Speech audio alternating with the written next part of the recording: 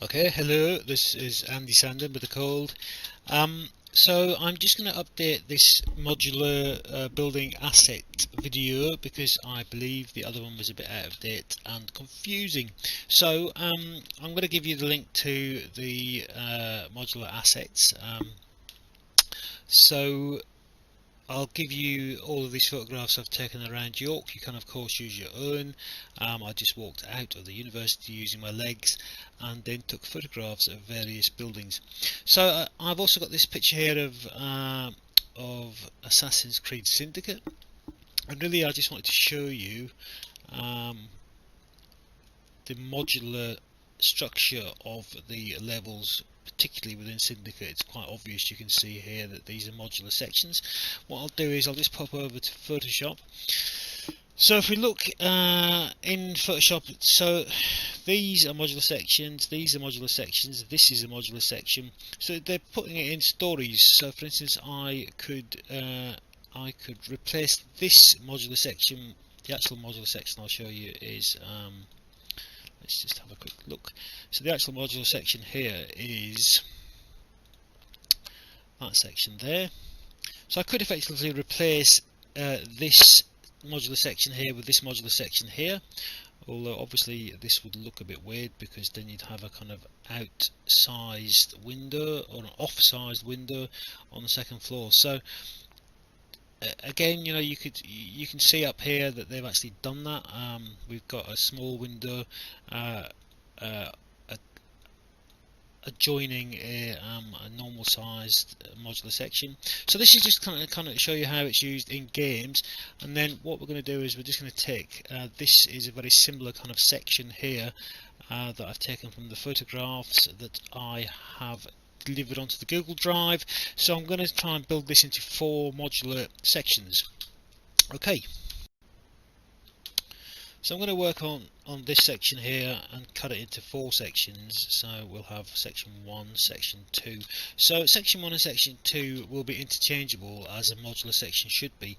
I should point out that section 3 and section 4, you couldn't really interchange these doors with the top floor, although I'll try and make it possible. But you've got to kind of use your common sense with modular building assets, as in you're not going to want to put a set of doors on a second floor, although sometimes the situation will arise where you need to.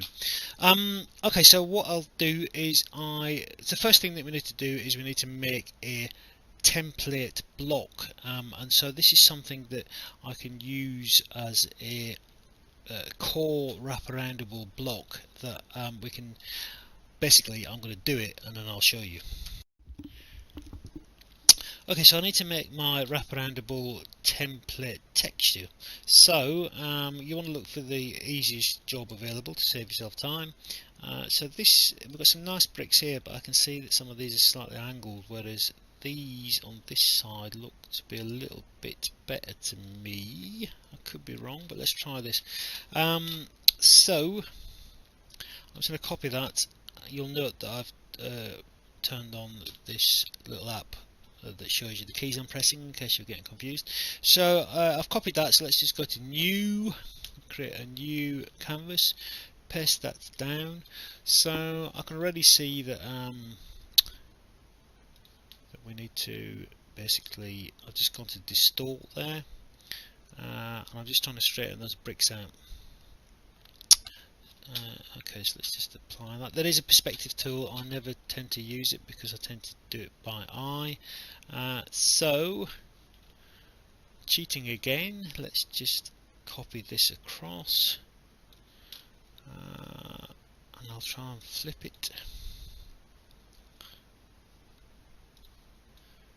Okay, so you can use the cursor keys or the arrow keys to just move it into position. So I'm just trying to create a straight row of bricks without a visible seam. So we have got a visible seam here. So a good trick for getting rid of visible seams that I've been using for many centuries is just to kind of grab a set of bricks. And then what we're going to do is we're going to use this to stamp over the seam.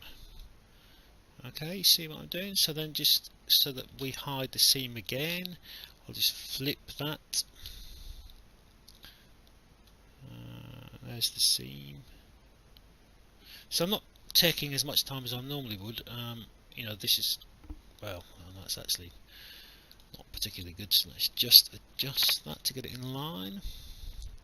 So, you know, it does take a bit of time to fiddle about and make sure that there's nothing too obvious. I mean, I'm not particularly happy with that section there, but for the purposes of this exercise, I mean, the other way that we can fix that is to go onto the rubber stamp tool, and then we can get a bit of seam, and then we can start stamping this sort of thing. I'm getting rid of the obvious seam. You know, there's something funny going on here. Visually, we can see that. I think it's because we've got bricks here that are very short. So let's just. So, you know, you can use those two tools. You can use cut and paste, and you can also use the rubber stamp tool to make it look at least partially normal. So then I'm going to crop this down.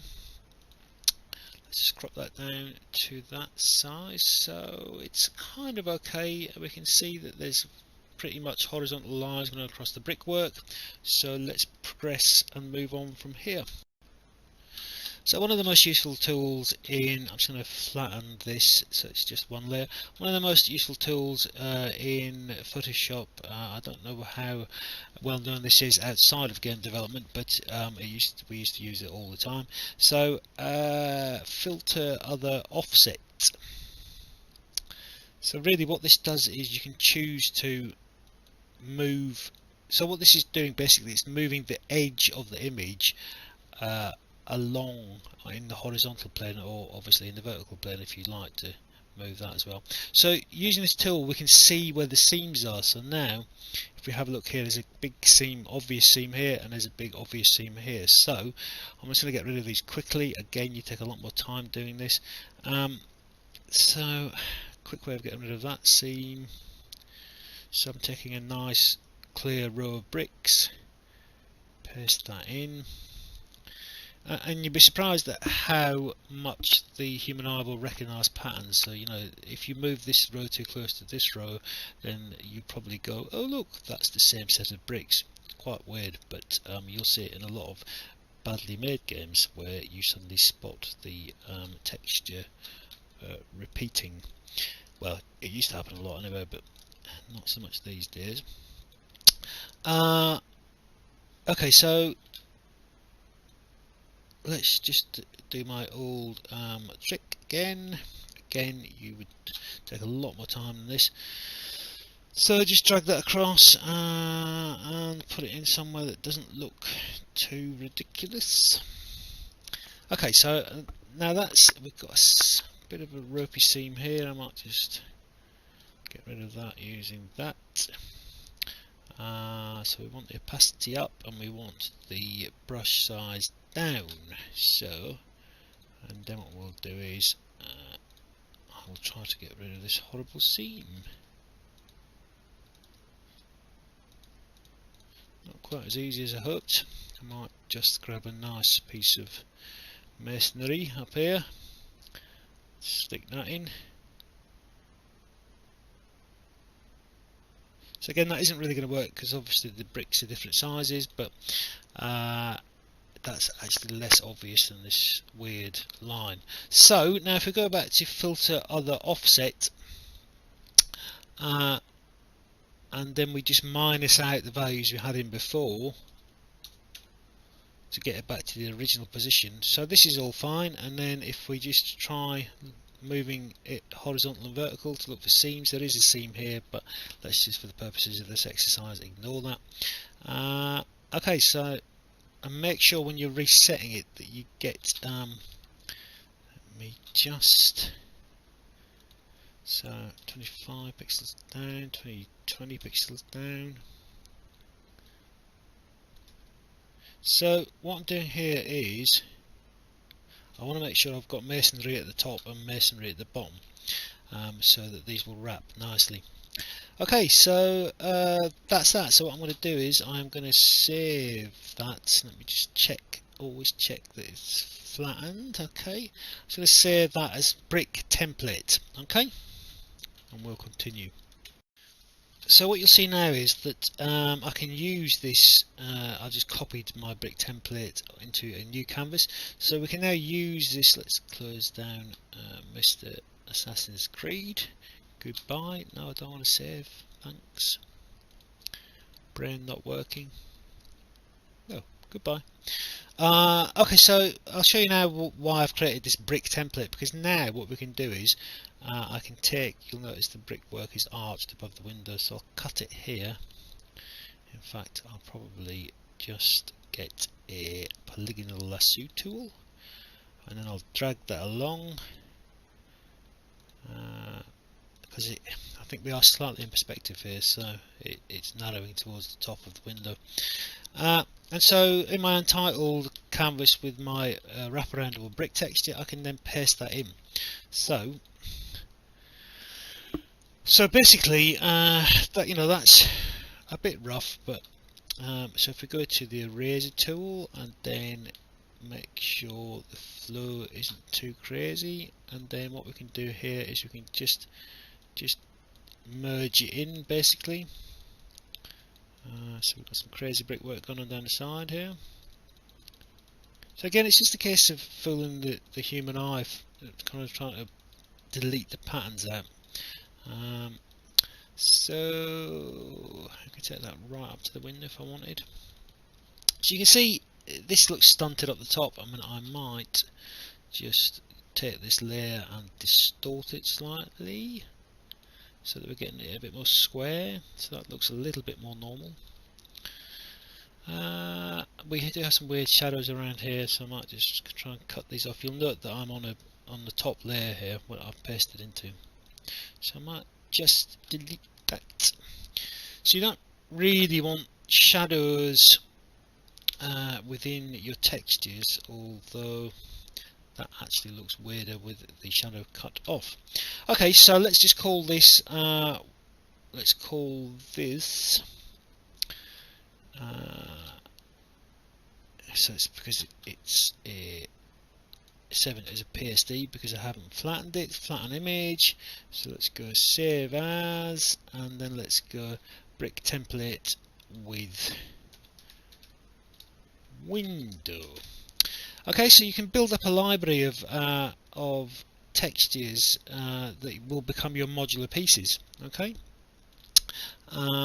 so I'll just have a look at what else we've got on our template. So I mean, it is nice to have some little extrusions to give it some depth. Okay, and don't be afraid of cutting window frames out of other sections of buildings, because you don't tend to really notice. So what I'm going to do is I'm just going to make I want to copy this again, make a new canvas, create, okay. So let's just flatten that to start with. So if we go back to here, I'm just going to go in and I'm going to just grab hold of, I might combine, well, let's just have this. In fact, let's have this one. Well, change my mind again. It's because this one actually looks like an alarm, while that looks like a piece of a cube of butter. Okay, so back onto here, let's go paste it in. So I might just scale that a bit to make it a little bit more obvious, but always watch your scaling, you know, that you don't suddenly have crazy sized bricks. You know, we all kind of understand from our day-to-day lives that bricks are a particular size. Let me just rub out some of that nonsense to fade it a bit. Okay, beautiful, Andy, well done. Filter, sharpen, so that just sharpens up the text again a little bit more. And let's go and nick that window. So I'm gonna cut around it so I don't get any of the off-colour bricks. I say off-colour, different coloured. The person who owns that house probably thinks the bricks are lovely. I just want to copy it really so I can see what it fits into the scene. So yeah, paste that in, and then this one obviously is distorted, so let's just distort that back. So again, it's looking quite unpleasant, but again, this is just a test. So you can, it's quite useful using bricks because you can use bricks to guide the lines to make sure things are kind of square. So let's just sharpen that again. Sharpen. Okay, let's just look how smelly it looks. It looks okay. So let's just flatten that. So let's save as with template 1. Okay. So, and then next up, what I'm going to do is I'm just going to cut these two modular sections out, and these are going to be kind of standalone. So I'm just going to cut them out and then see what I'm going to do with them.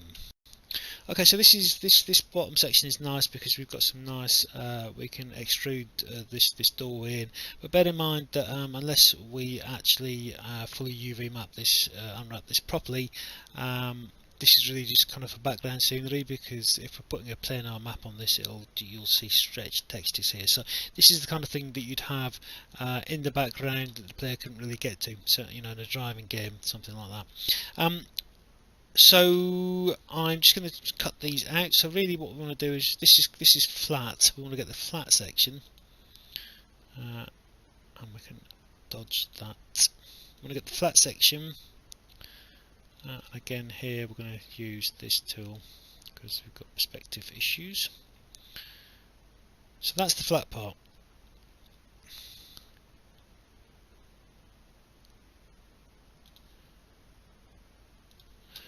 Okay, so I'm just going to actually.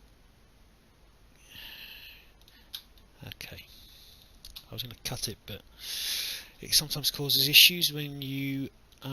If I'll just quickly show you that if I was to cut this out, then we're going to get this white colour here is going to try and anti-alias to this red colour, and then we may end up with a red seam down our textures. So let's just go backwards. So we can see here that we need to kind of straighten this up. So we're back to our distort.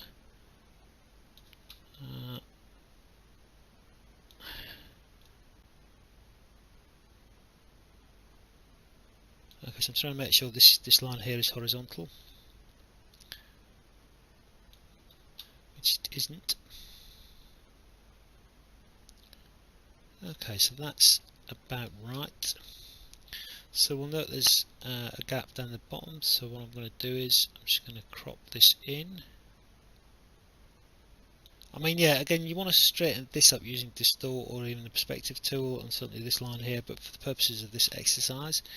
So yeah, that's okay. That's okay. So we can leave that, and let's go back to our image again, and then let's take. I'm just going to try and get this window seam again. Window frame. We can pull this right the way across here, and then we can get hold of this. Okay, so what you'll note here, so this isn't square, and we're going to want all of our textures really to be kind of as square as possible. So let me just sort this out again with the old distort. Okay.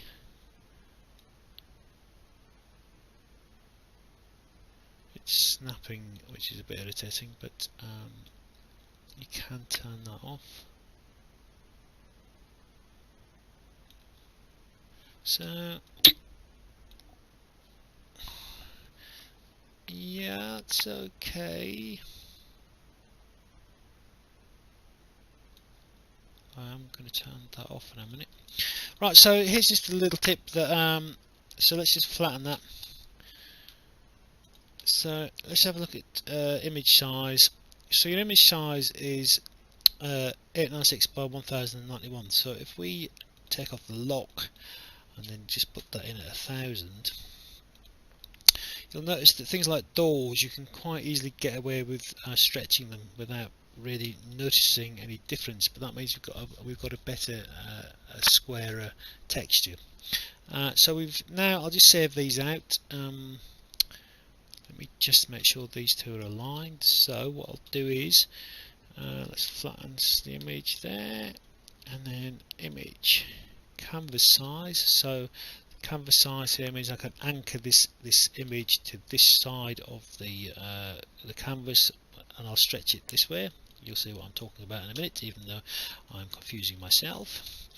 Okay, so I'm going to make it 2000, extend it to 2000 width, and I'm going to anchor this image to the left hand side of the new canvas size. So there we are, and it's given me red because I've set my default colours. The background is red, which may cause issues with anti-aliasing as mentioned before, but without boring myself to death, I'm going to quickly cut this out. And then let's just paste it in here. I just want to see if these two fit together. So if we extend this so it's the same size, so if you hold down shift, it'll constrain the scaling proportions, as in it'll scale it in the X and the Y the same amount. Okay, so yeah, that looks pretty good to me. So we've got two layers now, so what I'll do is I shall cut this layer off again, and then what I'll do is I'll make a new canvas because I'm crazy like that. Okay, so that's the correct size. Let's just close that one down. Let's get this one back to crop it back. See, we have got a red line there. Stupid Photoshop. Okay. Right, all should be well. So next step is to build a facade in Maya.